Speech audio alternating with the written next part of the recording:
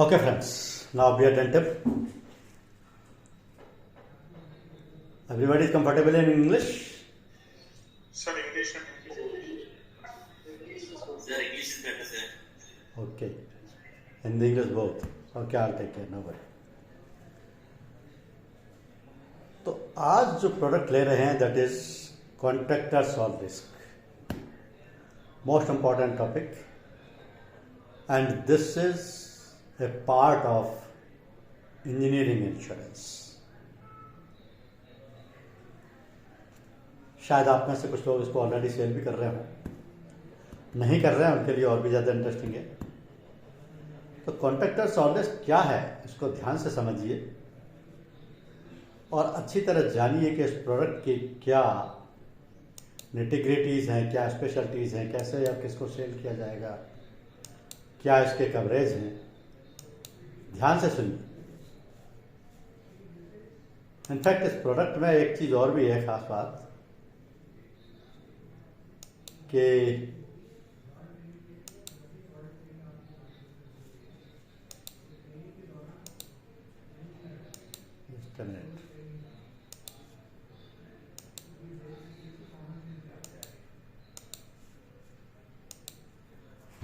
I think it is visible to all of you now.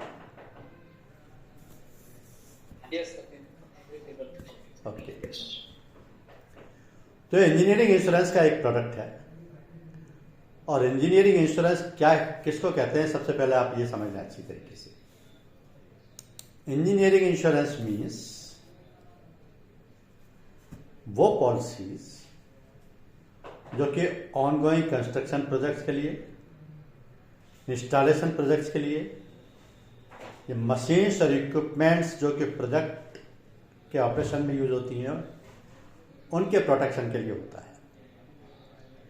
तो basically engineering insurance policy जो भी हैं they provide economic safe guards on, यानी financial protection provide करती हैं. लेकिन ये जो पॉलिसीज हैं इनकी एक वाइड रेंज है, बहुत सारी पॉलिसीज हैं, क्योंकि अलग अलग स्टेज पे अलग अलग पॉलिसी काम करती है. जैसे कोई कंस्ट्रक्शन प्रोजेक्ट है, कोई इंस्टॉलेशन प्रोजेक्ट है, कोई मशीनरी से रिलेटेड है, कोई क्रिएटिंग से रिलेटेड है, कोई डिजाइनिंग से रिलेटेड है, कोई कंस्ट्रक्शन एंड बिल्डिंग से रिलेटेड है. हर पर्पस के लिए एक स्पेसिफिक पॉलिसी है, और ये पर्पस स्पेसिफिक पॉलिसीज ही अलग अलग कैटेगरी में यूज होती हैं. फॉर एग्जाम्पल, जहां प्रोजेक्ट ऑलरेडी स्टार्ट हो चुका है, मशीनरीज को प्रोटेक्ट करना, तो मशीनरी ब्रेकडाउन पॉलिसी दी जाएगी. जहां इलेक्ट्रॉनिक इक्विपमेंट्स है, वहां इलेक्ट्रॉनिक इक्विपमेंट इंश्योरेंस दिया जाएगा. तो ये पर्पज स्पेसिफिक पॉलिसीज है. अभी जो CAR पॉलिसी है, कॉन्ट्रैक्टर सॉल्व रिस्क, इसका क्या पर्पज है ये आप समझ लें कि इंडिया एक फास्टेस्ट ग्रोइंग इकोनॉमी है, fastest growing economy in the world. Fastest growing economy उसको कहा जाता है जहां पर कि रैपिड इंफ्रास्ट्रक्चरल डेवलपमेंट हो रहा हो. रैपिड इंफ्रास्ट्रक्चरल डेवलपमेंट, इसके मायने हैं कि कुछ ऐसी चीजें बन रही हों जो कंट्री की इकोनॉमी को ऊपर उठा रही हैं. जैसे for example railways, industrial units, housing facilities, dams, flyovers, power plant और अदर सच कंस्ट्रक्शन प्रोजेक्ट्स. इनसे किसी भी कंट्री का इंफ्रास्ट्रक्चरल डेवलपमेंट तेज हो जाता है. तो जब इस तरीके के प्रोजेक्ट, इंफ्रास्ट्रक्चर से रिलेटेड प्रोजेक्ट्स आ रहे हों, तो इसका मतलब ये है कि वहां मटेरियल रिस्क भी बढ़ेगा, और जहां मटेरियल रिस्क होगा वहां पर इंश्योरेंस का कवरेज भी होगा, क्योंकि ये इंश्योरेंस कवरेज एनवायरमेंटल रिस्क को कवर करेगा, मैन मेड हैजार्ड्स को कवर करेगा, सब्सटेंशियल फाइनेंशियल लॉसेस को कवर करेगा. इन सभी के लिए CAR पॉलिसी की जरूरत पड़ती है, जिसको हम कॉन्ट्रैक्टर सॉल्व रिस्क पॉलिसी कहते हैं. अब बेसिकली इंजीनियरिंग इंश्योरेंस जो होता है वो दो तरीके की पॉलिसीज होती हैं उसमें। एक तो होती है एनुअल पॉलिसीज, दूसरा लॉन्ग टर्म पॉलिसी या प्रोजेक्ट इंश्योरेंस होता है। ये जो एनुअल पॉलिसीज हैं इसमें normally contractors plant and machinery, जिसको आप CPM बोलते हैं, इलेक्ट्रॉनिक इक्विपमेंट इंश्योरेंस, जिसको आप EIA इंश्योरेंस बोलते हैं, मशीनरी ब्रेकडाउन इंश्योरेंस, जिसको आप MBD इंश्योरेंस बोलते हैं, and boiler and pressure plant insurance, जिसको आप BPP बोलते हैं। ये सब एनुअल पॉलिसीज में आती है। लेकिन दूसरी कैटेगरी जो लॉन्ग टर्म इंश्योरेंस की है या प्रोजेक्ट इंश्योरेंस की है, उसमें आते हैं contractors all risk and erection all risk. ये जो कॉन्ट्रैक्टर ऑल रिस्क और इरेक्शन ऑल रिस्क हैं, इनको लॉन्ग टर्म पॉलिसी इसलिए कहा जाता है कि ये पॉलिसी एक्सपायरी पर रिन्यू नहीं होती है। एनुअल पॉलिसी जब भी एक्सपायर होगी उसको अगले साल के लिए रिन्यू कर दिया जाएगा, हर साल रिन्यू होती रहेगी। लेकिन ये जो लॉन्ग टर्म पॉलिसीज हैं ये रिन्यू नहीं होती, ये पॉलिसीज फर्दर पीरियड के लिए एक्सटेंड होती है। तो ये जो एक्सटेंशन पीरियड है ये कितना भी लंबा हो सकता है। जैसे फॉर एग्जांपल अगर प्रोजेक्ट अभी 3 साल के लिए बाकी है, 4 साल के लिए बाकी है, तो उतने पीरियड के लिए इसको एक्सटेंड किया जा सकता है। 6 महीने के लिए बाकी है तो 6 महीने के लिए किया जा सकता है। यानी कि पहली पॉलिसी में ही टर्म्स एंड कंडीशंस सारे प्रोजेक्ट से रिलेटेड डिसाइड हो जाते हैं और फिर जितने टाइम का प्रोजेक्ट है उतने पीरियड के लिए उसका एक्सटेंशन ले लिया जाता है। तो ये बेसिकली दो तरीके की पॉलिसी हो गई टाइम फैक्टर के हिसाब से, एनुअल पॉलिसीज और लॉन्ग टर्म पॉलिसीज। एक दूसरा क्लासिफिकेशन और भी है इंजीनियरिंग पॉलिसीज का, जिसको हम बोलते हैं फेज वाइज। फेज वाइज का मतलब होता है नॉर्मली इंजीनियरिंग प्रोजेक्ट्स में 2 तरीके के फेज होते हैं। पहला कंस्ट्रक्शन फेज, दूसरा ऑपरेशन फेज। तो कंस्ट्रक्शन फेज है उसमें वन टाइम पॉलिसी यूज होती है या period wise period policy use होती है, क्योंकि कंस्ट्रक्शन फेज प्रोजेक्टेड होता है। फॉर एग्जांपल मुझे कोई ऑटोमोबाइल इंडस्ट्री लगानी है तो मेरा टाइम प्रोजेक्टेड है कि ये 2 साल के अंदर ये इंडस्ट्री लग जानी चाहिए। 2 साल का मैंने कॉन्ट्रैक्ट दे दिया तो मुझे 2 साल की इंश्योरेंस चाहिए, 1 साल की पॉलिसी मिल जाएगी, 1 साल का मैं एक्सटेंशन ले लूँगा।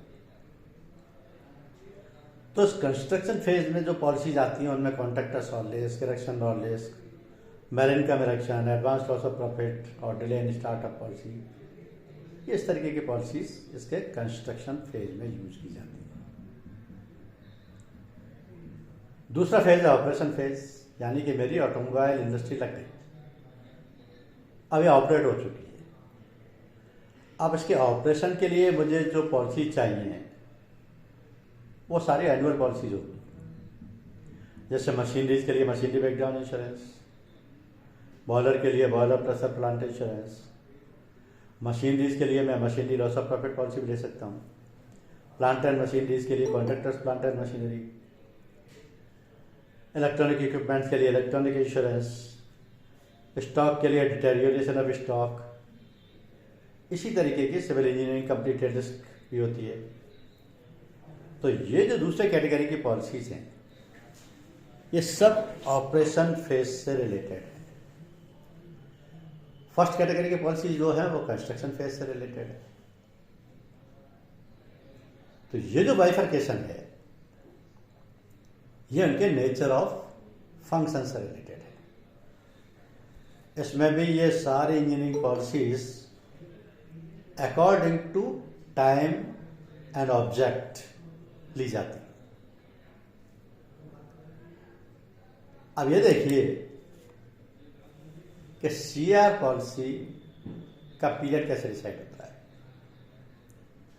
यानी पॉलिसी कब फोर्स में आएगी। परचेज करने से फोर्स में नहीं आएगी। मैंने आज पॉलिसी ले ली और मेरा ना तो प्रोजेक्ट स्टार्ट हुआ है ना कोई कंसाइनमेंट प्रोजेक्ट साइड पे आया, तो ये पॉलिसी यूजलेस है। तो पॉलिसी का कवरेज कब स्टार्ट होता है? दो सिचुएशन में स्टार्ट होता है। पहली, कमेंसमेंट ऑफ द वर्क, यानी मेरा प्रोजेक्ट स्टार्ट हो गया, या second, arrival of first consignment at the project site. अब जो फर्स्ट कंसाइनमेंट प्रोजेक्ट साइट पर आया है वो मशीनरी का भी हो सकता है, बिल्डिंग मटेरियल का भी हो सकता है, इरेक्शन इक्विपमेंट्स का भी हो सकता है। इसका मतलब उनकी सेफ्टी चाहिए। तो उन दोनों में से जो भी सिचुएशन हो उसी डेट से पॉलिसी का कवरेज स्टार्ट हो जाएगा। पॉलिसी भले मैंने 10 दिन पहले ले ली, लेकिन मान लिया मेरा आज से काम शुरू हो रहा है, प्रोजेक्ट स्टार्ट हो रहा है, तो रिस्क तो आज से शुरू हुई। पॉलिसी पीरियड वही रहेगा, लेकिन 10 दिन तक उसको कुछ रिस्क कवर ही नहीं थी ना। तो पीरियड ऑफ कवर इन दो सिचुएशन में स्टार्ट हुआ। इसी तरीके से पीरियड ऑफ कवर एक्सपायर कब होगा, उसकी 3 सिचुएशन है। पहली चीज, प्रोजेक्ट कंप्लीट होकर के टेकन ओवर कर दिया जाए, कॉन्ट्रैक्टर ने हैंड ओवर कर दिया हो, प्रिंसिपल्स ने या ओनर्स ने प्रोजेक्ट ले लिया। सेकेंड सिचुएशन है पोटेटो सर्विस। पोटेटो सर्विस के मायने हैं कि प्रोजेक्ट में ट्रायल पीरियड भी शामिल था और ट्रायल के बाद इसका ऑपरेशन स्टार्ट हो गया। थर्ड सिचुएशन है पॉलिसी की एक्सपायरी डेट। अब इन तीनों में से जो भी पहले होगी उस डेट को पॉलिसी एक्सपायर हो जाएगी। Either the project is taken over और इट इज पोटेटो सर्विस और the date of expiry. In either of these 3 situations the policy will expire. लेकिन in case the work is not completed within the period specified in the policy, तो क्या होगा? In case the work is not started within the period of the policy, तो क्या होगा? The policy can be extended. It is not renewed, it is extended for the further period till the project is completed. It can be 6 months, it can be 1 year, it can be 2 years, it can be 3 years. So for that period, policy can be extended. अब ये जो policy use होती है normally इस तरीके के construction phase में, ये 2 तरीके की पॉलिसी होती हैं, CAR और EAR, यानी ये कॉन्ट्रैक्टर्स ऑल रिस्क और इरेक्शन ऑल रिस्क। इनमें बेसिक डिफरेंस ये है, हालांकि दोनों ये ऑल रिस्क कवरेज है, लेकिन इनमें जो बेसिक डिफरेंस है या जो इनका डिटरमाइनिंग फैक्टर है वो है वैल्यू ऑफ इरेक्शन और इंस्टॉलेशन वर्क। यानी जिस प्रोजेक्ट में इरेक्शन वर्क ज़्यादा है या इंस्टॉलेशन वर्क ज़्यादा है वहाँ पॉलिसी आएगी EAR, इरेक्शन और लेस, और जहाँ सिविल वर्क ज़्यादा है या कंस्ट्रक्शन वर्क ज़्यादा है वहाँ आएगी पॉलिसी CAR। तो ये जो अबव 50% है, this means above 50% of the total cost of the project. अगर उसमें 50% से ज़्यादा इरेक्शन का काम है, इंस्टॉलेशन का काम है, तो EAR policy will come into picture. और अगर उसमें 50% से ज़्यादा सिविल कंस्ट्रक्शन का काम है तो CAR policy will come into the picture. तो सिंपल फंडा ये है कि प्रोजेक्टेड कॉस्ट में ही ये फाइंड आउट करना पड़ता है कि इंस्टॉलेशन वर्क ज़्यादा है, इरेक्शन वर्क ज़्यादा है या कंस्ट्रक्शन वर्क ज़्यादा है। उसी के हिसाब से पॉलिसी लेनी होती है। अब इस पॉलिसी के कुछ यूनिक फीचर्स हैं।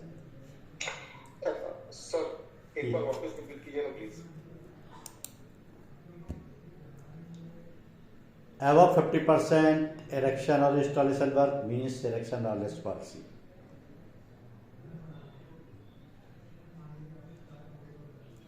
और अगर ये इरेक्शन या इंस्टॉलेशन वर्क 50% से कम है तो CAR पॉलिसी, या इसको यूँ भी कह सकते हैं कि above 50% civil construction work, then CIR policy. ठीक है, okay. Right, sir. Unique features पे आते हैं. तो सबसे पहली चीज ये समझनी पड़ती है कि ये जितने भी प्रोजेक्ट्स होते हैं इनमें लॉन्ग टर्म इन्वॉल्व होता है और ह्यूज कॉस्ट इन्वॉल्व होती है.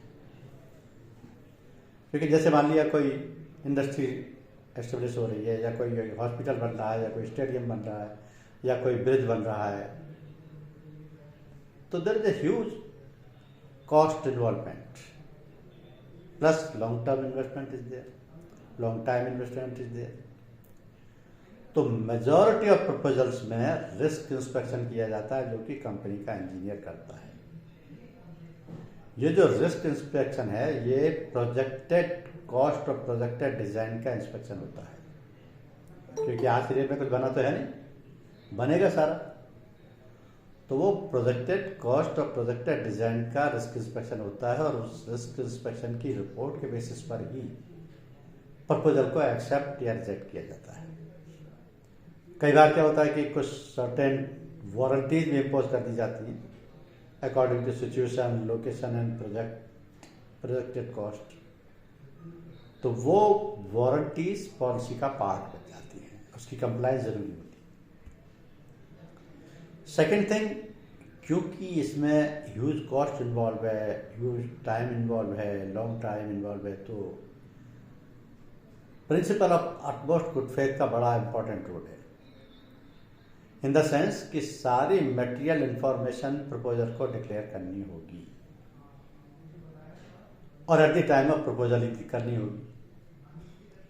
क्योंकि इंश्योरेंस कंपनी को तो एबीसीडी कुछ भी नहीं पता ना कि आपका प्रोजेक्ट क्या है. Insurance company will rely on the information given in the proposal form. तो in the proposal form the entire material information has to be declared. Here comes the principle of utmost good faith. Third चीज है, policy can be issued in the joint name of two or more parties.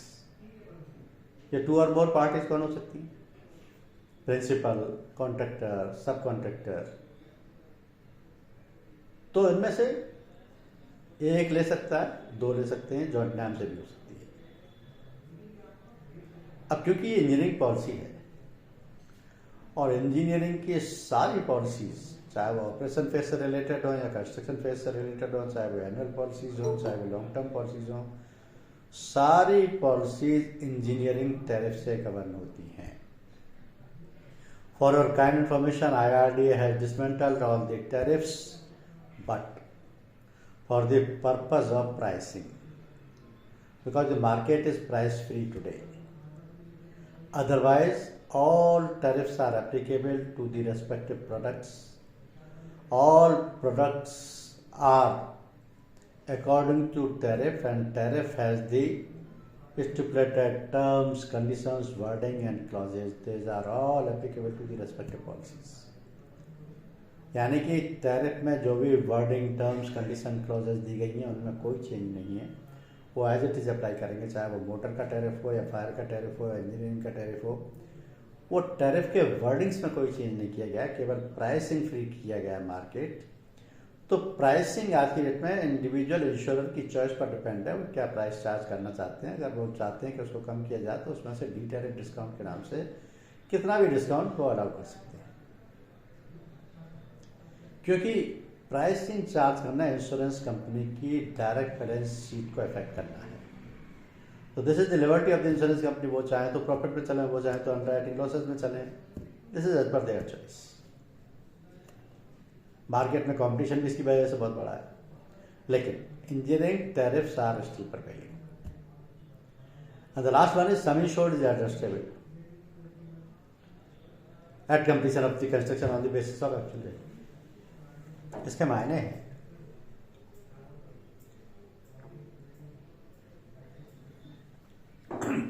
कोई भी project initially उसकी projected cost कुछ हो सकती है, और जब वो कंप्लीट होता है तो उसकी कंप्लीशन कॉस्ट कुछ और होती है. फॉर एग्जाम्पल, मैं आपको जयपुर का एक एग्जाम्पल देता हूँ. जयपुर में एक द्रव्यवती नदी के नाम से प्रोजेक्ट स्टार्ट किया गया। टाटास की बड़ी फर्म को उसका कॉन्ट्रैक्ट किया गया। इनिशियली प्रोजेक्टेड कॉस्ट थी 425 करोड़ रुपीस। प्रोजेक्ट को बनने में 2-3 साल का टाइम लगा और जब प्रोजेक्ट कंप्लीट हुआ तो उसकी कॉस्ट थी 1400 करोड़। और इसमें बहुत सारे फैक्टर होते हैं। बिल्डिंग कॉस्ट, मटेरियल कॉस्ट भी इंक्रीज हो गई, लेबर कॉस्ट भी इंक्रीज हो गई, कुछ पॉलिटिकल रीजंस भी हो सकते हैं, कुछ डिले होना या वर्क एट हाल्ट हो जाना, यानी कि काम रुक जाना बीच में, बहुत सारे कारण हो सकते हैं। लेकिन जब प्रोजेक्ट कंप्लीट हुआ तो उसकी कॉस्ट 1400 करोड़ थी। तो प्रोजेक्टेड कॉस्ट इनिशियली जो होती है वो इतना इम्पोर्टेंट नहीं है जितना कंप्लीटेड कॉस्ट है। इसलिए सम इंश्योर्ड इज एडजस्टेड। अब ये जो सीआर पॉलिसी है, आज की डेट में आप अगर इस पॉलिसी को किसी को देना चाहते हैं तो उसी प्रोजेक्ट को दी जा सकती है जो कि लोकेटेड इन इंडिया है। यानी मैं एक कॉन्ट्रैक्टर हूँ, मेरे 3 प्रोजेक्ट चल रहे हैं, मैं 3 5 स्टार होटल बना रहा हूँ, एक हैदराबाद में बन रहा है, एक बैंकॉक में बन रहा है, एक काठमांडू में बन रहा है। तो मुझे तीनों के लिए सीआर पॉलिसी चाहिए, तो मैं हैदराबाद वाले के लिए तो ले सकता हूँ क्योंकि ये रिस्क लोकेटेड इन इंडिया है, लेकिन काठमांडू वाले के लिए या बैंकॉक वाले के लिए नहीं ले सकता।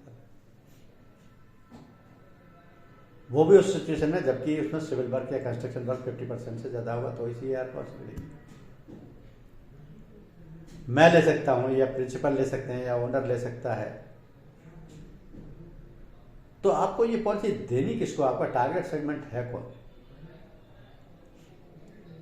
ऐसे काम जो होते हैं, ऐसे प्रोजेक्ट्स जो होते हैं उनको कौन बनाता है? गवर्नमेंट कॉन्ट्रैक्टर भी हो सकते हैं या गवर्नमेंट के प्रोजेक्ट्स भी हो सकते हैं, जैसे कि रोड कंस्ट्रक्शन है, ब्रिज कंस्ट्रक्शन है, बिल्डिंग कंस्ट्रक्शन है, या बिल्डर्स भी हो सकते हैं, डेवलपर्स भी, टाउनशिप भी हो सकते हैं। ये लोग ये पॉलिसी लेते हैं क्योंकि इन्हीं लोगों का इन्वॉल्वमेंट होता है इनमें। अभी किस तरीके के प्रोजेक्ट होते हैं ये मैं आपको एक इमेज से दिखाता हूँ, आप देखिए। जैसे ये रोड कंस्ट्रक्शन है, ये बिल्डिंग कंस्ट्रक्शन है, ये कोई 5 स्टार होटल बन रहा है। अब इन तीनों में इनकी प्रोजेक्टेड कॉस्ट के 50% से ज़्यादा का काम सिविल कंस्ट्रक्शन का है। इसमें कोई इंस्टॉलेशन वर्क नहीं है, कोई इरेक्शन वर्क नहीं है, इसलिए सीआर पॉलिसी दी जाएगी। अब प्रोजेक्ट की इमेज देख करके आपको समझ में आता है कि सीआर पॉलिसी का पर्पस क्या होता है। पॉलिसी में बेसिकली 2 सेक्शन कवर होते हैं। पहला होता है मटेरियल डैमेज और दूसरा होता है थर्ड पार्टी लायबिलिटी। तो जो मटेरियल डैमेज सेक्शन है इसका स्कोप बहुत ज़्यादा बड़ा है क्योंकि ये ऑल रिस्क सेक्शन है।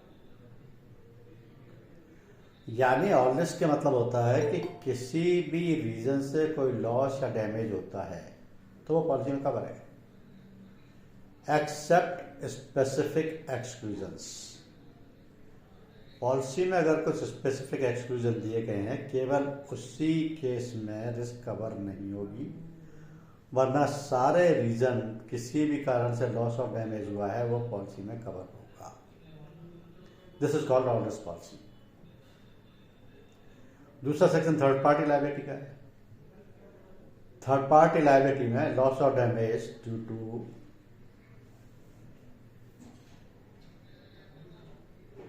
एक्सीडेंट, चाहे वो प्रॉपर्टी डैमेज हुआ हो या पर्सनल इंजरी हुई हो, दोनों चीज़ें कवर्ड हैं। तो दोनों सेक्शन एप्लीकेबल हैं। लेकिन ये जो मटेरियल डैमेज सेक्शन है इसमें कई तरीके के रिस्क कवरेज हैं। For example fire policy.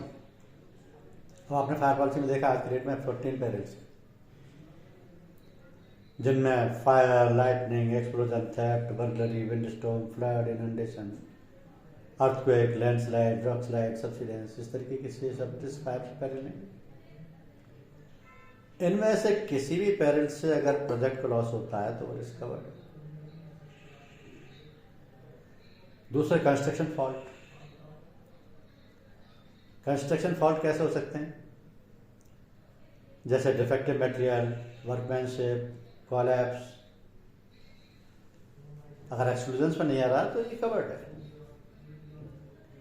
तीसरा human error. Human error means lack of skills, negligence of workers, ये भी covered. Fourth, other perils like air crash, blasting, इनमें कोई भी लॉस और डैमेज होता है या थर्ड पार्टी रिस्क होती है, वो भी कवर्ड है। तो मटेरियल डैमेज सेक्शन का स्कोप बहुत ज़्यादा है, बहुत बड़ा है, क्योंकि ये ऑल रिस्क सेक्शन है। अब इसका अंदाजा आप ये इमेज देख करके लगा सकते हैं। This is a real image of the actual loss at Delhi metro site. ये दिल्ली में इस तरीके का एक्चुअल लॉस हुआ था। अब आप इससे अंदाजा लगा लीजिए कि कितना ह्यूज कॉस्ट इन्वॉल्व है इसमें, प्लस कितना लॉन्ग टाइम इन्वॉल्व है इसमें, प्लस अगर कंस्ट्रक्शन फेज में ही इस तरीके का लॉस हो जाता है तो प्रॉपर्टी का, एनिमल्स का, पर्सन्स का, मटेरियल का, every kind of loss is possible.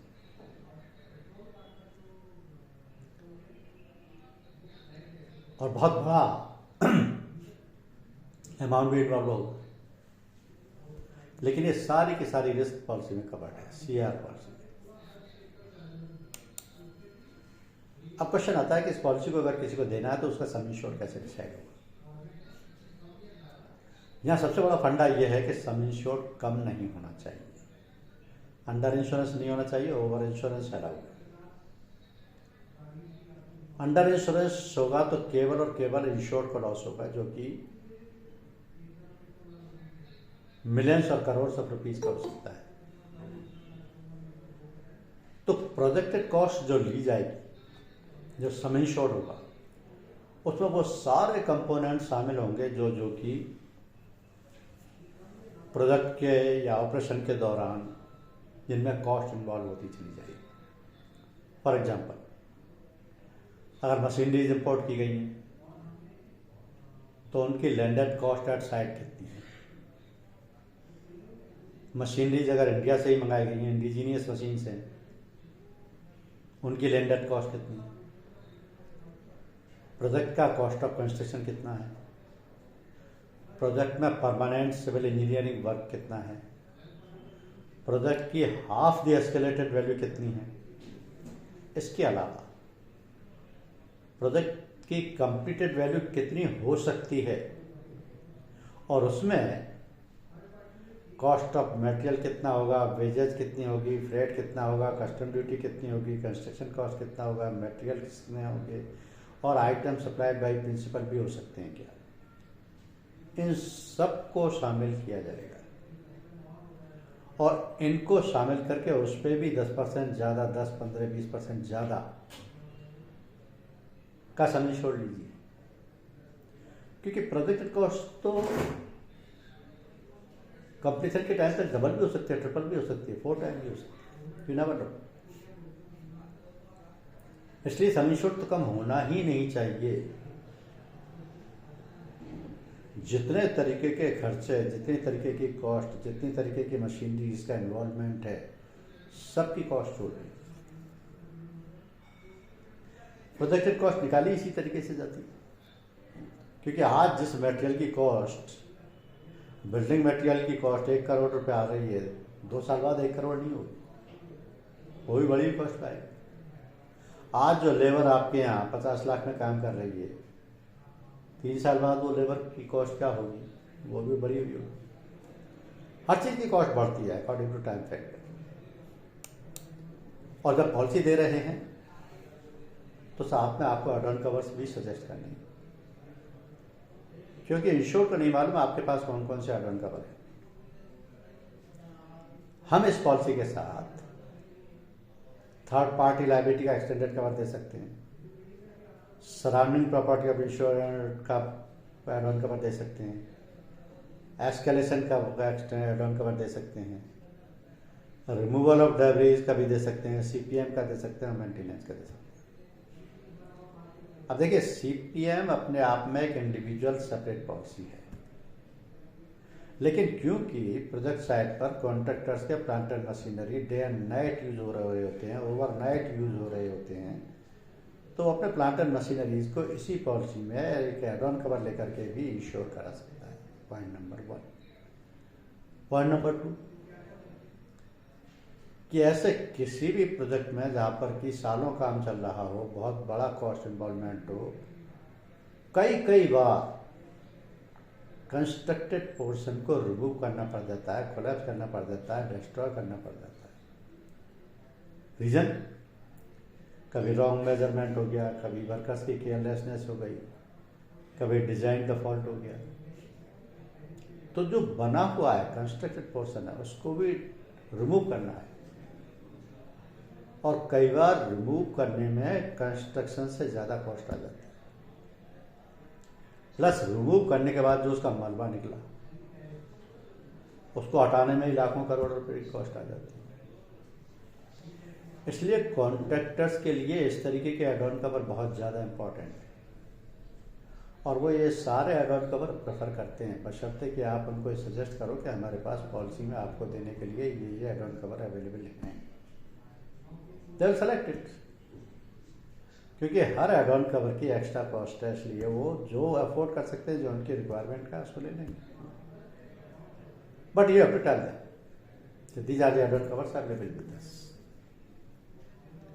अब देखिए, एक रियल लॉस की इमेज दिखाता हूँ मैं आपको। जैसे यह है building under course of construction, ये कोलैप्स हो गई। आप इसे अंदाजा लगा लीजिए, मान लिया 10 फ्लोर की बिल्डिंग थी, कोई अर्थक्वेक का सीवियर शॉक आया और ऊपर के इसके 7-8 फ्लोर गिर गए, और जो पोर्शन बचा वो भी शॉक इतने तेज थे कि वो भी शेक हो गया, हिल गया। अब इस पर कोई एज इट इज इंस्टीट्यूशन में काम कंटिन्यू कर सकता है? पॉसिबल नहीं। सबसे पहले तो रिमूवल ऑफ डेब्रिज करना पड़ेगा, ये जो मलबा पड़ा है, और फिर इसका भी अंदाजा नहीं है कि इस मलबे के नीचे मशीनें दब के टूटी हैं, आदमी मर गए हैं, एनिमल मर गए हैं, किसी को कुछ नहीं पता। प्लस जो पोर्शन बचा हुआ है, जो कोलैप्स नहीं हुआ है, वो भी हिला पड़ा है, क्रैक्स आ गए हैं, फाउंडेशन कमजोर हो गई है, कुछ भी हो सकता है। तो इस तरीके के जब लॉसेस होते हैं, तो पॉसिबिलिटी ये भी है कि वो सारा के सारा प्रोजेक्ट रीस्टार्ट किया जाए, क्योंकि building under course of construction जब कोलैप्स होती है, कौन सा पोर्शन स्ट्रांग बचा है या कौन सी फाउंडेशन अच्छी बची है, कुछ भी आप तब तक डिसाइड नहीं कर सकते जब तक कि उसकी क्लीनिंग नहीं हो जाए, रिमूवल ऑफ डेब्रिज नहीं हो जाए, पूरी तरीके से इंस्पेक्ट नहीं होता है लॉस। अब पॉलिसी में कुछ एक्सक्लूजन्स भी, जैसे विलफुल नेग्लिजेंस है, इन्वेंट्री के टाइम पे कोई लॉस देखा जाता है, फॉल्टी डिजाइन की वजह से कोई लॉस हुआ है, कोई कॉन्सिक्वेंशियल लॉसेज हैं, जैसे कि पेनल्टी फॉर डिले लगा दी, या कॉन्ट्रैक्ट की कंडीशंस का पालन नहीं किया इसलिए कोई पेनल्टी लगा दी, या कुछ इम्प्रोवाइजेशन किया गया है जो कि प्रोजेक्टेड कॉस्ट में शामिल नहीं है, या किसी वर्कर की इंजरी, डेथ या डिसेबिलिटी हो गई। अभी जो वर्कर की इंजरी, डेथ या डिसेबिलिटी हुई है, ये इस पॉलिसी में पेएबल नहीं है। उसका सिंपल रीजन क्या है? क्योंकि कोई भी बॉडीली इंजरी या इलनेस टू द एम्प्लॉई और to the worker of the contractor is covered under the workman's compensation insurance, जिसको आप एम्प्लॉयज कंपनसेशन इंश्योरेंस के नाम से जानते हैं। तो क्योंकि ये जो रिस्क है ये एक्सेप्टेड पॉलिसी का हिस्सा है, इसलिए सीआर पॉलिसी में कवर्ड नहीं। थर्ड पार्टी लायबिलिटी की एक्सटेंडेड लायबिलिटी भी ली जा सकती है, क्योंकि इसमें प्रॉपर्टी डैमेज और पर्सन की लायबिलिटी दोनों ही कवर्ड है। लेकिन ये एक्सटेंडेड मेंटेनेंस में नहीं दिया जा सकता, इसको बेसिक पॉलिसी में ही दिया जा सकता है। इसमें इंश्योर को ये ऑप्शन एक्सरसाइज करना होता है कि एनी 1% की लिमिट क्या लेना चाहते हैं और एनी 1 एक्सीडेंट की लिमिट क्या लेना चाहते हैं।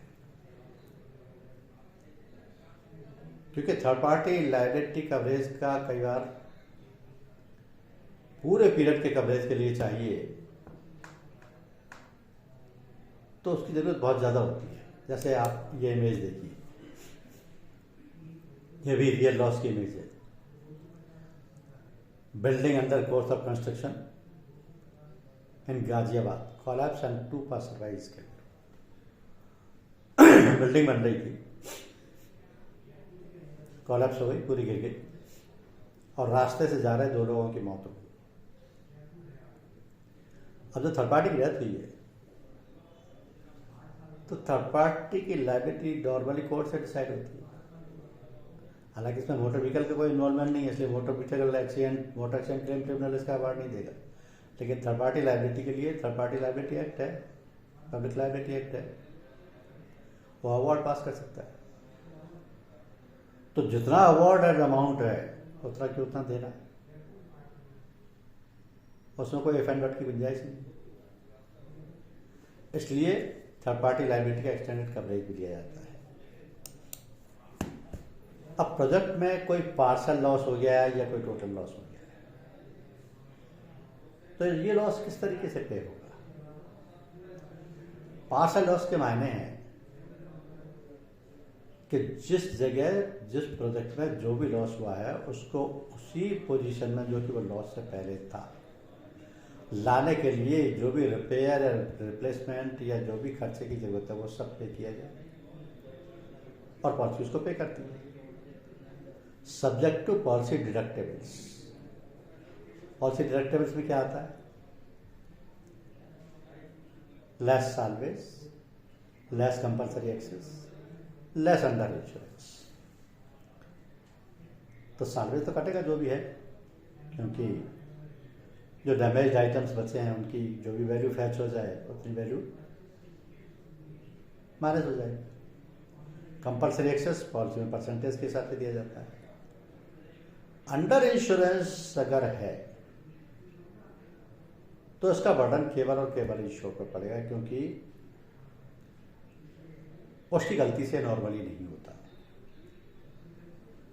ये मार्केटिंग टीम की गलती से होता है, क्योंकि उनको हमेशा ओवर इंश्योरेंस सजेस्ट करना चाहिए इंजीनियरिंग पॉलिसीज में, फायर पॉलिसीज में। यहाँ पर मोटर का आईडीवी कॉन्सेप्ट लागू नहीं होता है, इसलिए ओवर इंश्योरेंस कीजिए। आप 100 करोड़ का प्रोजेक्ट है तो 110 करोड़ रुपए के लिए इंश्योर कीजिए, कोई बुराई नहीं, क्योंकि आपको पता है कि by the time it will be completed ये 110 को भी एक्सीड कर सकता है। तो इस वक्त अगर प्रीमियम दिया जा रहा है, थोड़ा ज़्यादा लग रहा है, तो उसका कोई नुकसान नहीं है, बल्कि on the contrary it is protecting the insured, क्योंकि मालूम है एस्केलेशन इतना हो जाना है। टोटल उसमें भी यही चीज़ अप्लाई होगी, less salvage, less compulsory excess, less under insurance if there is any under insurance. बल्कि इन पॉलिसीज में, इंजीनियरिंग पॉलिसीज में तो रीस्टेटमेंट ऑफ सम इंश्योर्ड भी बहुत इंपॉर्टेंट होता है।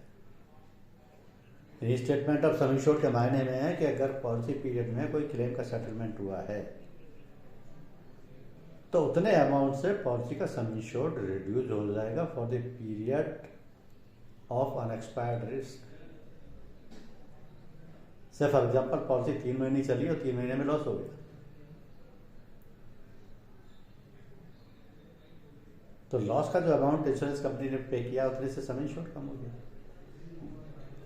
अब पॉलिसी को क्योंकि 8-9 महीने और चलना है और बाई चांस उस पीरियड में लॉस हो गया तो अंडर इंश्योरेंस हो जाएगा। इसलिए डिफरेंस अमाउंट ऑफ प्रीमियम पे करके, क्योंकि प्रो रेटा होता है, एक्शन एडिशनल प्रीमियम पे कर दीजिए, सम इंश्योर्ड रीइंश्योर्ड हो जाएगा। सर इसमें मेरा 2 क्वेश्चन थे यहाँ पे। फर्स्ट ऑफ ऑल एक तो कि हम सम एश्योर्ड का कुछ मैक्सिमम परसेंटेज है जो दे सकते हैं at time of insurance, and second question ये कि मल्टीपल क्लेम जो है इन बिटवीन प्रोजेक्ट कितने टाइम में वो क्लेम कर सकते हैं। मान लीजिए कि उसका 3 बार 4 बार या 5 टाइम हुआ क्लेम, तो क्या वो 5 टाइम क्लेम चार्ज कर सकता है वहां पे? आपके दोनों क्वेश्चन मैंने नोट कर लिए, दोनों क्वेश्चन आगे की स्लाइड्स में आ रहे हैं। यस तो रीस्टेटमेंट ऑफ सम इंश्योर्ड इसलिए जरूरी हो गया कि आपका रिमेनिंग पीरियड या अनएक्सपायर्ड पीरियड के लिए आपका सम इंश्योर्ड कम नहीं होता है, क्योंकि अगर कम होता है तो लॉस इंश्योर्ड का होता है, और आप कभी भी ये नहीं चाहेंगे कि आपके इंश्योर्ड का लॉस हो, क्योंकि उसी को प्रोटेक्ट करने के लिए तो आप पॉलिसी दे रहे हैं। अब आप जब ये पॉलिसी दे रहे हैं किसी भी कॉन्ट्रैक्टर को या प्रिंसिपल को या ओनर को, तो सबसे पहली चीज़ तो ये है कि पॉलिसी में जो प्रीमियम रेट लगेगी वो उसके प्रोजेक्ट टाइप पर लगेगी, यानी क्या प्रोजेक्ट है किस चीज़ का, ब्रिज बन रहा है, रोड बन रहा है, हॉस्पिटल बन रहा है, स्टेडियम बन रहा है, क्या बन रहा है। तो जैसा नेचर ऑफ वर्क होगा, नेचर ऑफ प्रोजेक्ट होगा, उसी के हिसाब से प्रीमियम रेट लगेगी। मान लिया कोई फैक्ट्री बन रही है तो फैक्ट्री टेक्सटाइल मिल है, कोई सीमेंट मिल है, कोई ऑटोमोबाइल इंडस्ट्री है, किस चीज़ की है, according to project type the rate structure is there in that area. Second thing, क्या मिड टर्म कवर दिया जा सकता है?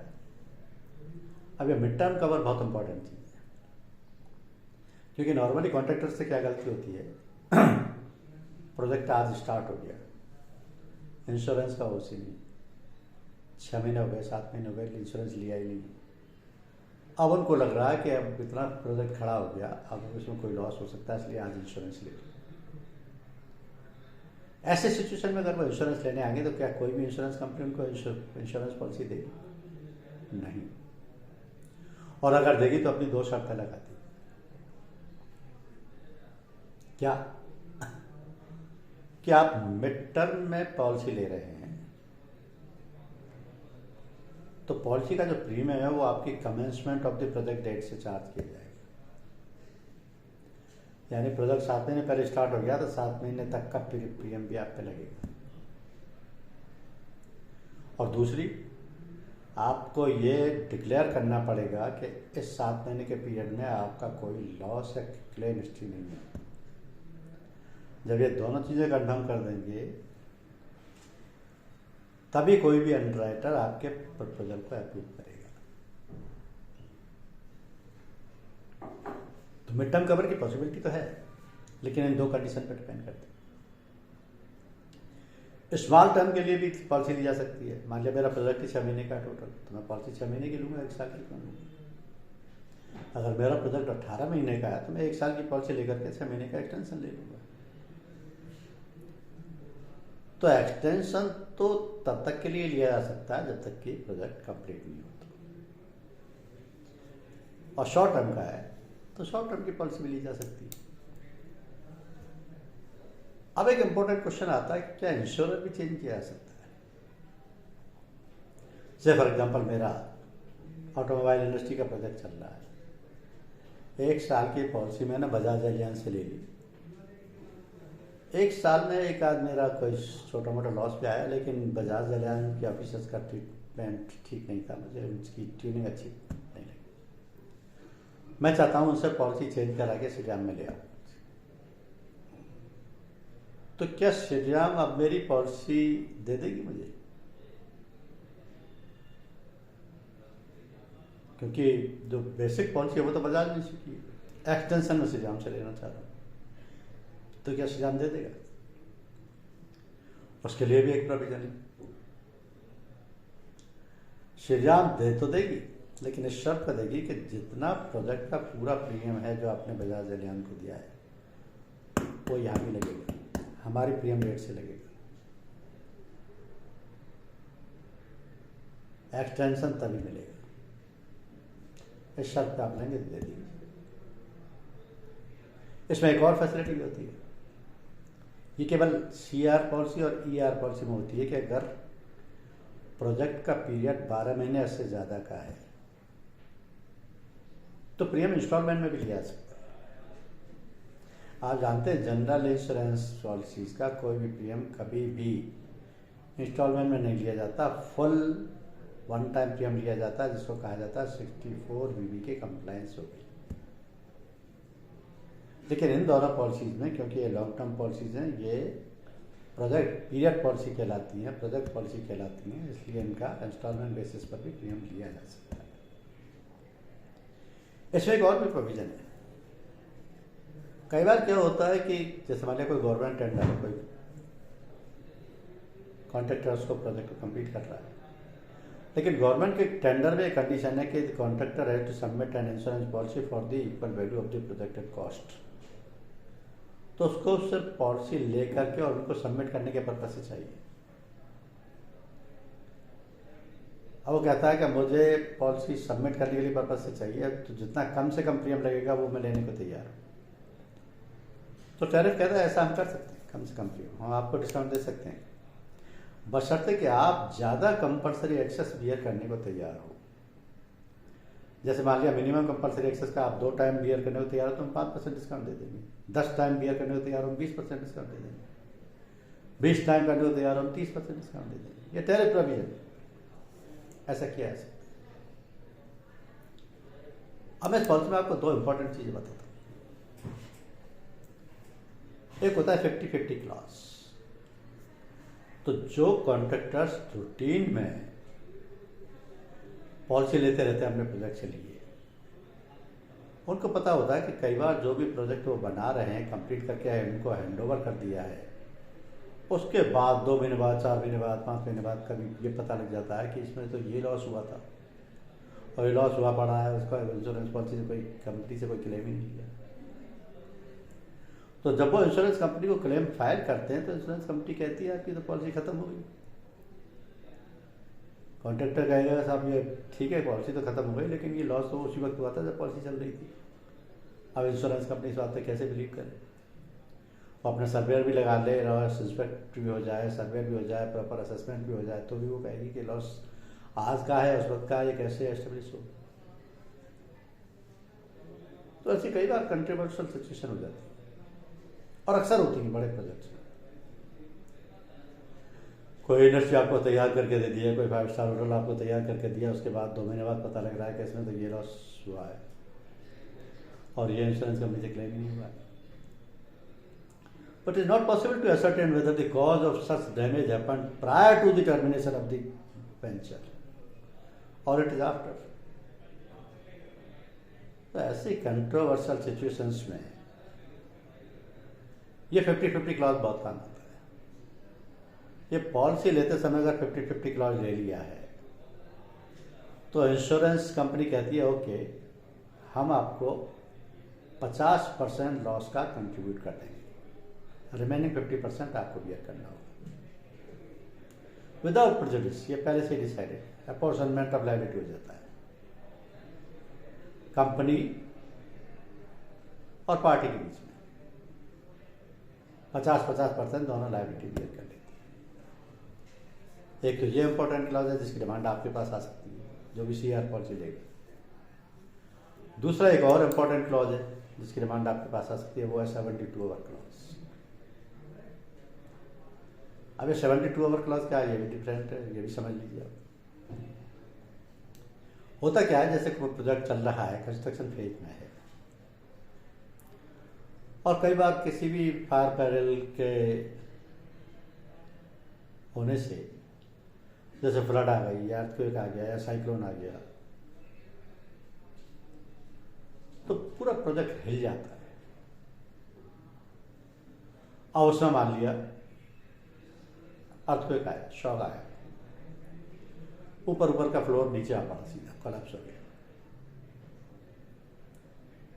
इंश्योरेंस कंपनी को इंटीमेशन दे दी, क्लेम रजिस्टर हो गया। लेकिन उस अर्थक्वेक का शॉक बहुत तेज था, पता लगा दूसरे दिन 2 फ्लोर और गिर गए आधे।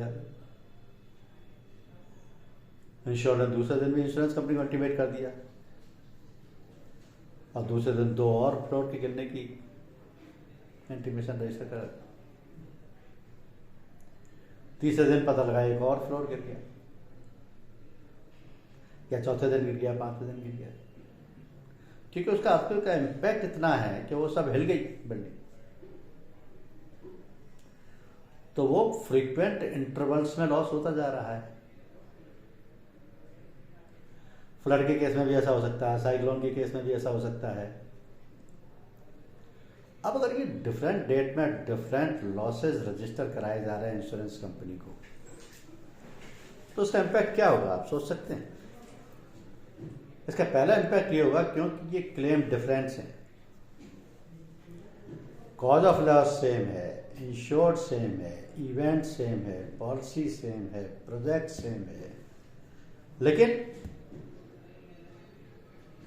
लॉसेस डिफरेंट डेट को हुआ, डिफरेंट टाइम से हुआ, डिफरेंट पोर्शन में। तो इंश्योरेंस कंपनी ने डिफरेंट डेट के डिफरेंट क्लेम रजिस्टर किए,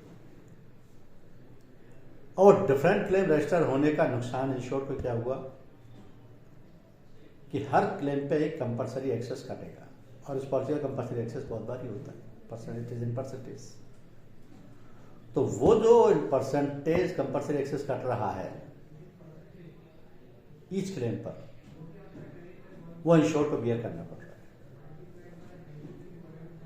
उससे कैसे बचा जा सकता है? उससे बचने का तरीका है ये 72 आवर क्लॉज।